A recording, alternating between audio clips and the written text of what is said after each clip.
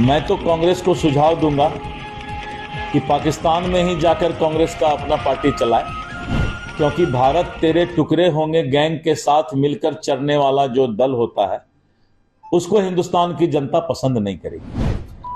कांग्रेस का जनाधार अब समाप्त हो रहा है, उसका नाव डूबने जा रहा है, इसीलिए अब वो रोड पर आ गया है। कांग्रेस को अब पाकिस्तान जाने की जरूरत है और आज उपेंद्र जी इस बात को समझ रहे हैं कि ये गठबंधन मजबूती के साथ विधानसभा में आ रहा। तो उन्होंने एक सकारात्मक बातें कही है, पॉजिटिव बात कही है कि भविष्य में जो है हम लोग को ऐसे लोगों से होशियार रहना। इस देश के अंदर कांग्रेस ने 65 वर्ष तक एक छत्र राज किया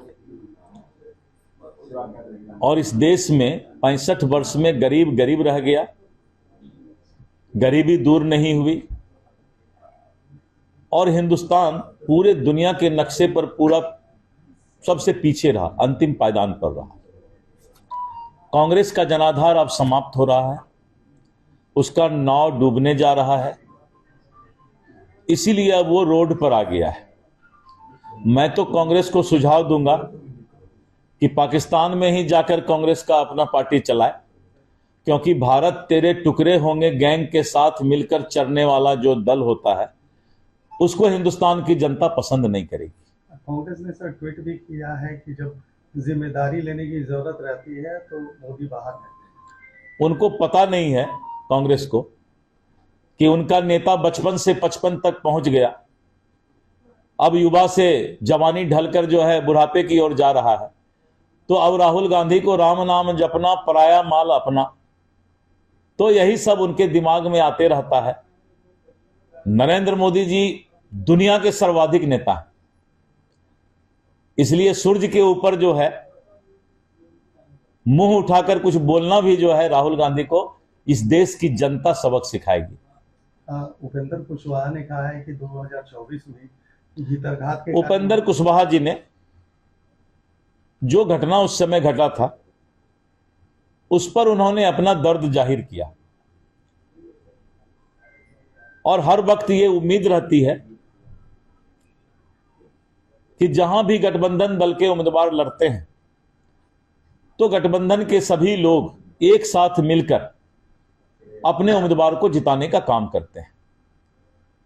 लेकिन कभी कभी पैराशूट पर भी आए हुए कुछ नेता किसी पार्टी उटी में आते रहते हैं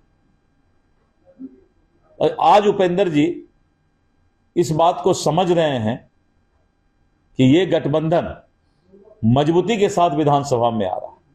तो उन्होंने एक सकारात्मक बातें कही है, पॉजिटिव बात कही है कि भविष्य में जो है हम लोग को ऐसे लोगों से होशियार रहना।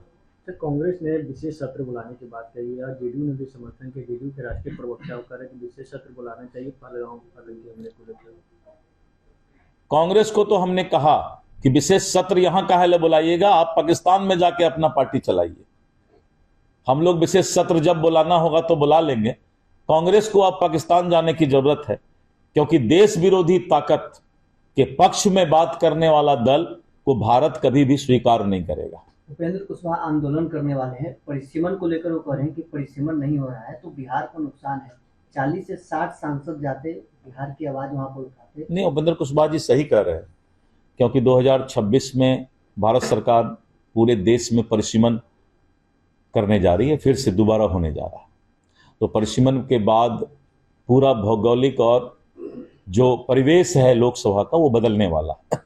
और उन्होंने ठीक कहा है कि ये 40 से करीब करीब हमें लगता है कि 60 के आसपास लोकसभा होने की भी संभावना है। ये पहले से निर्धारित है या फिर उपेंद्र? नहीं, पहले, ये तो 5 साल पहले से निर्धारित है।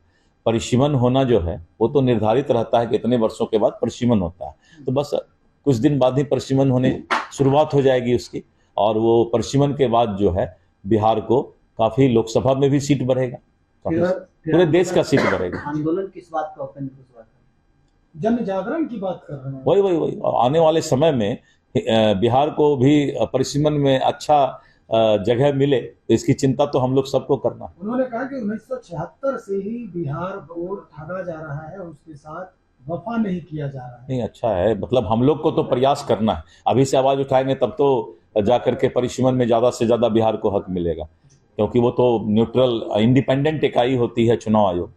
तो इसलिए हम लोग अपनी आवाज़ तो हम लोग भी रखेंगे, सब लोग आवाज़ रखेंगे कि बिहार को ज़्यादा से ज़्यादा जो है लोकसभा का सीट मिले।